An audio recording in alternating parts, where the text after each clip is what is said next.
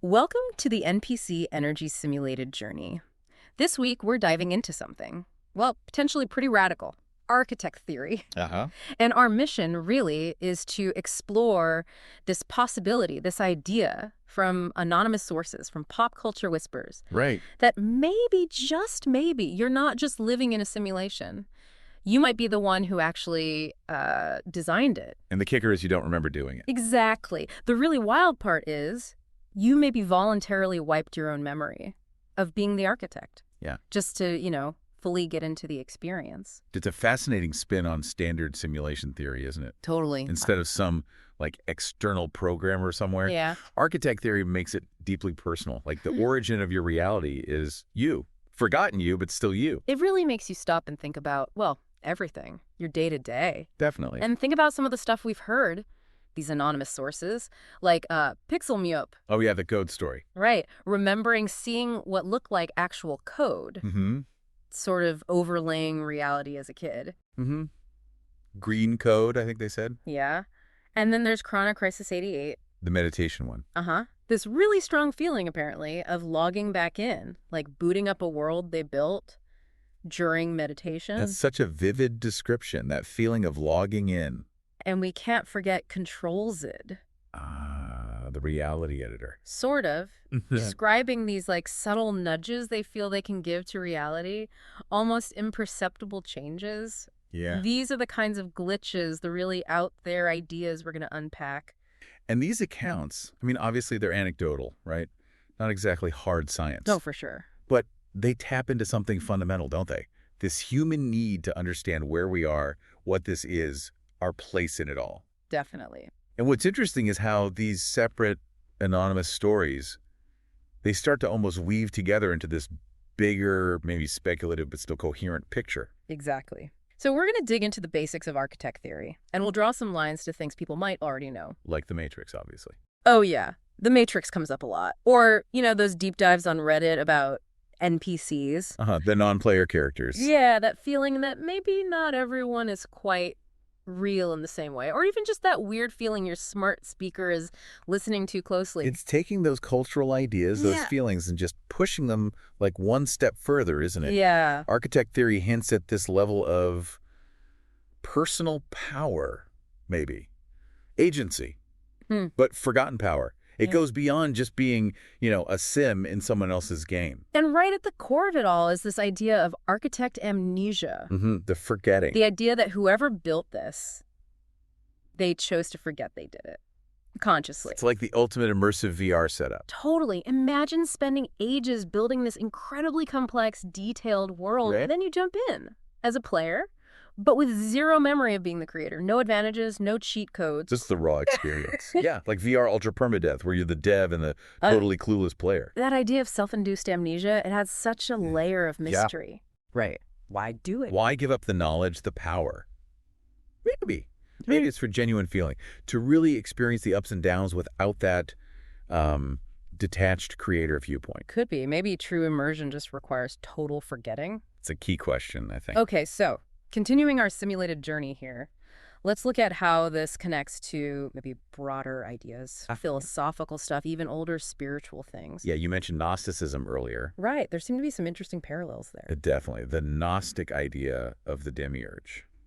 It resonates, doesn't it? Explain that a bit more. The demiurge. So the Gnostics, they believe the physical world wasn't made by the ultimate perfect God, Okay.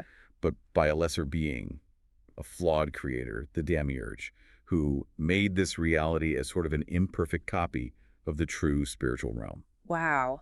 So are you saying that in architect theory, you, the listener, could potentially be this kind of modern, forgotten demiurge? It's a provocative thought, isn't it? Yeah.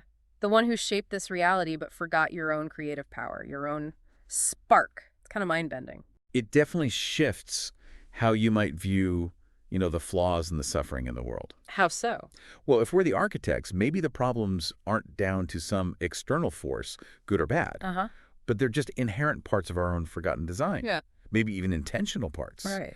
Which asks, what was the point of those flaws? That's deep. And this whole simulation idea, it's not just like sci-fi anymore, is it? It connects to actual philosophical arguments happening now. Absolutely. Like Nick Bostrom's simulation argument. That's a big one. Yeah. Tell us about that. How does it fit? Well, Bostrom's argument, in a nutshell, suggests it's statistically quite probable we are in a simulation. Statistically probable how? The logic goes something like this. If civilizations tend to reach a point where they can create really convincing simulations, ancestor simulations, say. Okay. Like simulating their past. Exactly. And if they can run many, many of these simulations, and these simulations can contain conscious beings, then the sheer number of simulated realities, simulated conscious minds, would likely vastly outnumber the original base realities. So statistically, we're more likely to be one of the simulated ones. That's the core of his argument, yeah. So, okay. If Bostrom's odds are even remotely right, then the idea of an architect inside one of these simulations seems, well, more plausible. It adds another layer, certainly. If we are in a simulation, then yeah, who made it? And could that creator, or maybe a group of creators, have decided to jump in themselves? Memories wiped, like we talked about. Architect amnesia. It really blurs the lines, doesn't it, between creator and created? What even is consciousness if it can just be generated in code? That's a fundamental question it raises, absolutely. What defines the self in that context? Okay, now let's shift gears a bit. Let's get into the more maybe fun, speculative part. The symptom? Yeah. If this idea is clicking with someone listening, if they're thinking, maybe, what are some of the potential signs or symptoms, as the sources sometimes playfully call them, that might suggest you're the architect? But we should probably approach these with, playful curiosity. Right? Totally. It's not a diagnosis, just interesting possibilities. Food for thought. Exactly. Not a checklist for cosmic power. Okay, first one. Glitches. Experiencing glitches. Think about those weird moments you're thinking really hard about someone. Boom, they call. Right. Or the lights flicker when you have a strong emotion. Yeah. Or you have a super vivid dream about, I don't know, a specific bird, and then suddenly you see that bird everywhere online, in ads, everywhere. These could be seen as, tiny anomalies in the simulation's code. Little bugs. Maybe. Or moments where your underlying architect influence just subtly pokes through the fabric of reality, like a bit of source code bleeding through. Okay, interesting. Then there's the feeling that time is flexible. Yeah, time weirdness. Does a whole week sometimes just vanish on you? Or the opposite, like a really boring meeting stretches into what feels like actual eternity? Our sense of time is super subjective anyway, of course. Sure.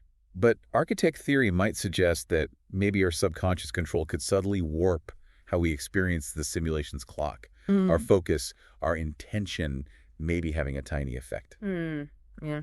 Okay. Another one.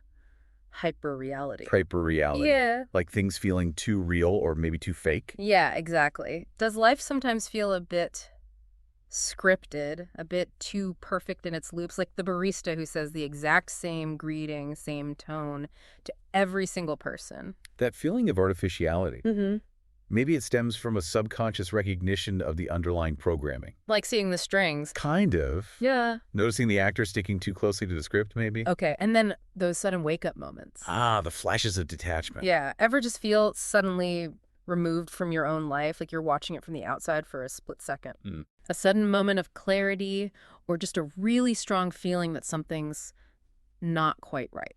Those could be interpreted as brief glimpses of that forgotten architect's self, a quick step outside the simulation, like going lucid in a dream for just a moment. And maybe the most meta one of all. Go on. That feeling, even if it's tiny, that you somehow knew about this simulated journey before. The defamiliarity. Yeah.